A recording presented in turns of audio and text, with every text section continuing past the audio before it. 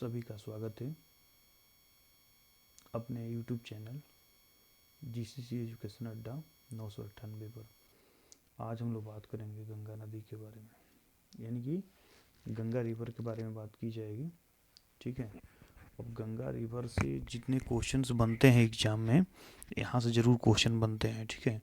तो ये जो हम आपको बताने जा रहे हैं ये पूरा NCERT बेस पर, यानी कि NCERT है, NCERT ही है, और ये NCERT एग्ज़ाम में हमेशा आती है, तो क्वेश्चन NCERT से ही मिलता है। तो आज NCERT बेस पर हम लोग गंगा रिवर के बारे में बात करेंगे। चलिए फर्स्ट क्वेश्चन देखते हैं यहाँ पर, यानी कि क्या लिखा हुआ। क्वेश्चन नहीं पढ़ना है, मतलब थियोरेटिकल पढ़ना है। तो क्या लिख रखा है इसमें, थोड़ा सा देखने का प्रयास करेंगे। यहाँ पर फर्स्ट देखिएगा आप लोग, जैसे कि रिकॉर्डेड वीडियो है, इस रिकॉर्डेड वीडियो में ये बताई जाएगी कि गंगा नदी से कैसे प्रश्न बनते हैं। ठीक है।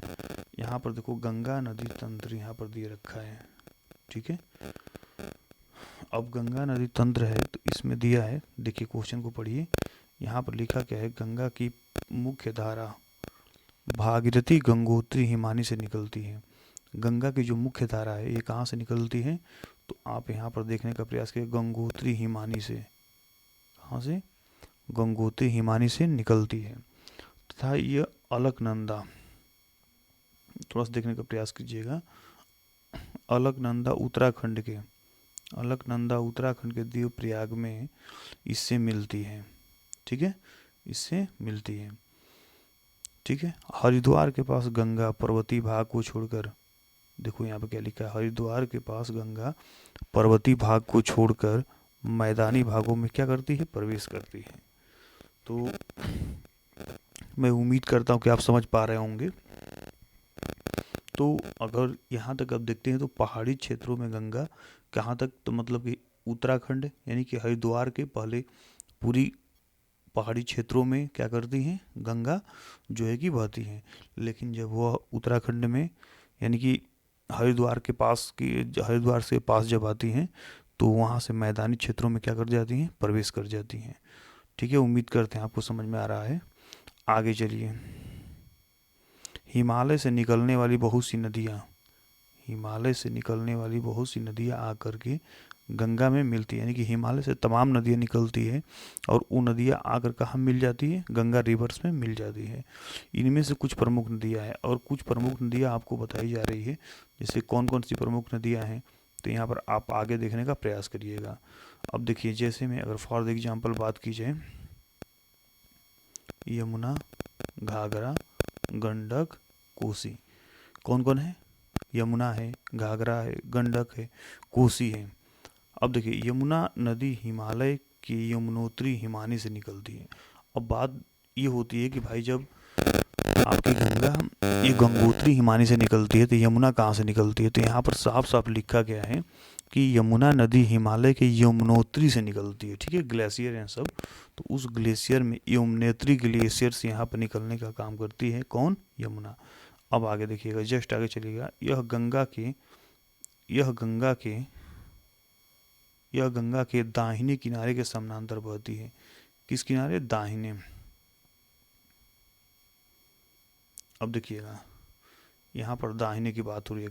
यह गंगा के दाहिने किनारे के समानांतर बहती है। ठीक है। अगर जैसे फॉर एग्जाम्पल अगर आप इस तरह देखने का प्रयास करते हैं तो ये आपका क्या होगा, ये दायां पक्ष हो जाएगा और ये क्या होगा, बायां हो जाएगा। ठीक है। तो अगर बात हम लोग करते हैं तो यमुना यमुनोत्री से तो निकलती ही है, लेकिन दाएं किनारे से, इस दाएं किनारे से ऐसे ऐसे दाएं किनारे से बहने का काम करती है कौन, यमुना। ठीक है। समझ में आ रहा है। अरे इधर से जाओगे तो दाहिने यही होगा ना तब, और इधर से बायां हो जाएगा। ठीक है। उधर से आओगे तो भाई फिर दाहिने ये होगा, तो इधर से बात कर रहे हैं इस तरह से जाने का। ठीक है। तो अब देखिएगा, यह गंगा के दाहिने किनारे के समानांतर बहती है। ठीक है। अब देखिए, तथा इलाहाबाद में गंगा में मिल जाती है। अब उसके बाद से यह जो कि इलाहाबाद गंगा में आकर के यमुना क्या होती है, मिल जाती है। ये ग्लेशियर से तो निकलने का काम करती है, लेकिन इलाहाबाद आते आते आते क्या होती है, यहाँ पर संगम हो जाता है। यानी कि आप समझ रहे होंगे कि इलाहाबाद में, प्रयागराज में जो है कि गंगा से मिलने का काम कौन करती है, यमुना। अब आगे देखिए क्या लिखा हुआ है, घाघरा, गंडक तथा कोसी, ये कहाँ से निकलती है, नेपाल हिमालय से। कहाँ से, नेपाल हिमालय से। चलिए नेक्स्ट बात करते, थोड़ा सा इसमें देखने का प्रयास करिएगा।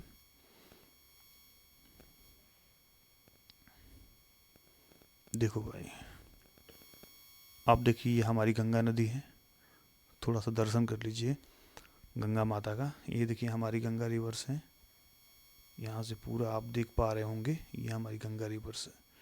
ठीक है, अब गंगा में हिमालय से जो है कि निकलने का काम कर रही है, और ये उत्तराखंड आता है, हरिद्वार से मैदानी भागों में क्या होती हैं, प्रवेश कर जाती हैं। चलिए थोड़ा सा आगे जस्ट इसके पढ़ते हैं। अब यहाँ देखिए, थोड़ा सा देखिए इसमें क्या लिखा है, से निकलती है। इनके कारण प्रत्येक वर्ष उत्तरी मैदान के कुछ हिस्सों में बाढ़ आ जाती है। यानी कि गंगा के प्रवाहित होने से कुछ मैदानी क्षेत्रों में बाढ़ आने की प्रबल संभावना हो जाती है। ठीक है, जिससे बड़े पैमाने पर जान माल का नुकसान होता है। अब जब बाढ़ आएगा तो भाई नुकसान तो होना संभव ही है। ठीक है, अब पूरे मतलब कि पूरा से पूरा क्या होता है, ज़्यादा से ज़्यादा नुकसान होने का प्रभाव पड़ता है किस पर, किसानों पर या लोगों पर। जितने लोग हैं उनके ऊपर क्या होती है, इस बाढ़ का सामना करना पड़ता है। लेकिन ये वे नदियाँ हैं, देखो थोड़ा सा क्या लिखा है, लेकिन वे नदियाँ हैं जो मिट्टी का उपजाऊपन प्रदान कर कृषि योग्य भूमि बना देती हैं। लेकिन होता क्या है, बाढ़ तो आती है लेकिन मिट्टी को क्या बनाती है, उपजाऊ बना देती है, जिसमें फसल आसानी से क्या होता है, उगाया जाता है, और ज़्यादा से ज़्यादा फसल का पैदावार होता है। ठीक है, नुकसान तो होता है लेकिन कहीं ना कहीं हमको इससे फ़ायदा भी होता है। ठीक है, चलिए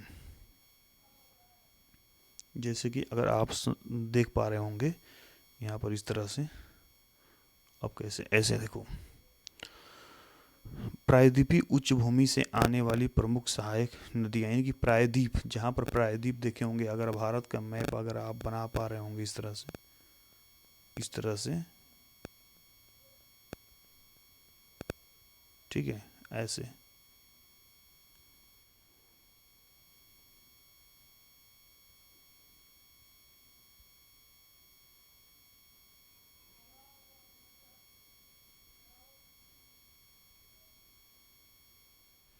ठीक है, तो अगर ये जो प्रायद्वीपीय चीज़ देख रहे हैं आप, यहाँ पर प्रायद्वीप देख रहे हैं, तो इस प्रायद्वीपों में भी क्या होता है, कहीं ना कहीं हमको ज़्यादा से ज़्यादा क्या देखने को मिलता है। ठीक है, अब देखो, जिसे अगर यहाँ से कह दिया जाए, प्रायद्वीप उच्च भूमि से आने वाली मुख्य सहायक नदियाँ, प्रायद्वीप उच्च भूमि से आने वाली मुख्य सहायक कौन कौन सी नदियाँ हैं, चंबल, बेतवा, सोन।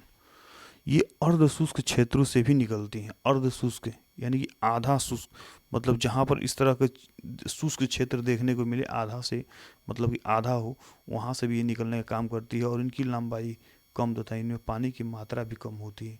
इनकी लंबाई भी कम होती है, कौन कौन, चंबल, बेतवा, सोन, और इनकी लंबाई भी कम होती है और इसमें पानी की मात्रा भी कम होती है। अब देखिए, याद कीजिए कि ये नदियाँ कैसे तथा कहाँ गंगा में मिलती है।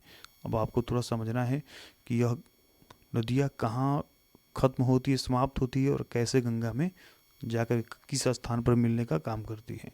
अब देखिए, बाएं तथा दाहिने किनारे की सहायक नदियों के जल से परिपूर्ण होकर गंगा पूर्व दिशा में, किस दिशा में, पूर्व दिशा में। ठीक है, ये देखो इस तरह से बना लो, ईस्ट, वेस्ट, नॉर्थ, साउथ, पूर्व, पश्चिम, उत्तर, दक्षिण। ठीक है, तो गंगा पूर्व दिशा में पश्चिम बंगाल के, थोड़ा सा इसको मिटा दें, पश्चिम बंगाल के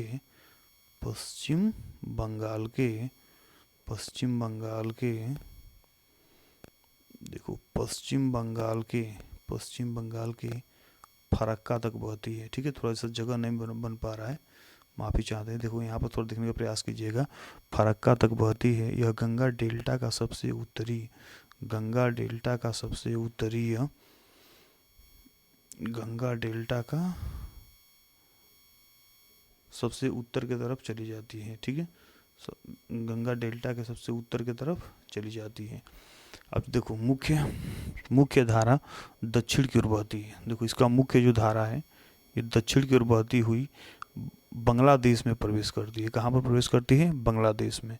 अब इसको देखिएगा, अब ब्रह्मपुत्र नदी इससे आकर मिल जाती है। जब बांग्लादेश में ये प्रवेश करती है तो पद्मा के भी नाम से जानी जाती है। आप जाने होंगे, पढ़े होंगे, तो इसमें भले न दिया हो लेकिन आप पढ़े होंगे तो आपको पता होगा। तो पद्मा के भी नाम से जानी जाती है। और ब्रह्मपुत्र नदी से, देखो ब्रह्मपुत्र नदी इससे आकर मिल जाती है गंगा से, ठीक है, मिल जाती है। अंतिम चरण में गंगा और ब्रह्मपुत्र समुद्र में क्या होती हैं? विलीन हो, यानी समुद्र में गिर जाती हैं। ये पहले मेघना के नाम से जानी जाती है। पहले गंगा मेघना के नाम से जानी जाती है। गंगा एवं ब्रह्मपुत्र के जल वाली, गंगा एवं ब्रह्मपुत्र के जल वाली यह बृहद नदी बंगाल की खाड़ी में मिल जाती है। यानी कि अंतिम समय में कहाँ गिर जाती है जाकर के? जब पूरी प्रक्रिया हो जाती है उसके बाद से यह बंगाल की खाड़ी में जाकर क्या होती है? समाप्त हो जाती है। बंगाल की खाड़ी में समाप्त हो जाती है, ठीक है। इन नदियों के द्वारा बनाए गए डेल्टा को, अब देखो ये नदियाँ डेल्टा ही बनाने का काम करती हैं, ठीक है। तो इन नदियों के द्वारा बनाए गए डेल्टा को सुंदरबन डेल्टा के नाम से जाना जाता है। देखो सबसे बड़ा डेल्टा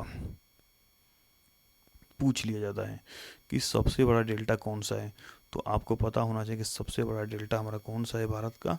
सुंदरबन डेल्टा, ठीक है। तो इस डेल्टा के भी नाम से जानी जाती है। चलिए आगे चलते हैं। अब थोड़ा सा देखने का प्रयास करिए। देखिए यहाँ पर आपका गंगा और ब्रह्मपुत्र मिलने का काम कर रही हैं, ठीक है। देखिए ये गंगा और ये ब्रह्मपुत्र दोनों यहाँ पर क्या हो रही है? मिलने का काम कर रही हैं, ठीक है। चलिए जस्ट आगे चलते हैं। लो भाई सुंदरबन डेल्टा भी देख लो, कितना सुंदर लग रहा है। देखने में तो बहुत सुंदर लग रहा है, बहुत ही डेंजरस होता है ये सुंदरबन डेल्टा। देखिएगा ये सुंदरबन जो डेल्टा होता है ना, ये बहुत ही डेंजरस होता है, क्योंकि इसमें रॉयल टाइगर भी मिलते हैं जो बहुत क्या होते हैं? हानिकारक, यानी कि बहुत ही डेंजरस होते हैं टाइगर। यहाँ पर आपको टाइगर भी देखने को मिलेंगे। देखने में तो सुंदरबन डेल्टा बहुत अच्छा है लेकिन बहुत ही खतरनाक भी है, ठीक है। अब आगे जस्ट चलिए, थोड़ा सा पढ़ने का प्रयास करें। देखो गंगा की लंबाई की बात करें तो अगर भारत में गंगा की लंबाई की बात करें तो यहाँ पर 2500 किलोमीटर से अधिक है। गंगा की लंबाई 2500 किलोमीटर से अधिक है। चित्र में देखें, क्या आप गंगा नदी के अपवाह तंत्र को पहचान सकते हैं? क्या आप गंगा नदी के अपवाह तंत्र को पहचान सकते हैं? अम्बाला नगर सिंधु गंगा नदी तंत्रों के बीच जल विभाजक पर स्थित है। अम्बाला से सुंदरबन तक के मैदान की लंबाई लगभग 1800 किलोमीटर है। अम्बाला से, ये देखो, अम्बाला से सुंदरबन डेल्टा के मैदान की लंबाई लगभग 1800 किलोमीटर है, परंतु इसके ढाल में गिरावट मुश्किल से 300 मीटर है। इसके जो ढाल है वहाँ पर इसका गिरावट कितना है? 300 मीटर है, ठीक है। समझ पा रहे हैं? दूसरे शब्दों में प्रति 6 किलोमीटर की दूरी पर, 6 किलोमीटर की दूरी पर ढाल में क्या आती है? गिरावट आती है। और कितने की? केवल 1 मीटर की, ओनली फॉर 1 मीटर। इसलिए इन नदियों में अनेक बड़े बड़े विसर्ग बन जाते हैं। अब जब गिरावट एक किलोमीटर पर गिरावट आता है, ठीक है। अब प्रति, देखिएगा दूसरे शब्दों में प्रति 6 किलोमीटर की दूरी पर, 6 किलोमीटर की दूरी पर ढाल में गिरावट 1 मीटर की आती है। इसलिए नदियों में क्या बनते हैं? बड़े बड़े विसर्ग बन जाते हैं। अब विसर्ग क्या होते हैं? चलिए मैं आपको दिखाने का काम कर रहा हूँ। यहाँ पर देखो कुछ इस तरह के विसर्ग होते हैं। यहाँ पर देखने का प्रयास करिएगा। देखिए ये विसर्ग नहीं है, थोड़ा सा देखिए, इसमें कहीं से फिगर इधर उधर हो गया है। ये देखो ये विसर्ग है, देखिए दिख रहे हैं आपको? दिखाई दे रहा होगा, ये विसर्ग है। अब नदी विसर्ग देखो, नदी कैसे बनाती है? इस तरह से देखो भाई, दिख रहे हैं? एक मिनट, देखो इस तरह से। अब ये सांप के आकार का देखो किस तरह से विसर्ग बनाने का काम कर रही हैं।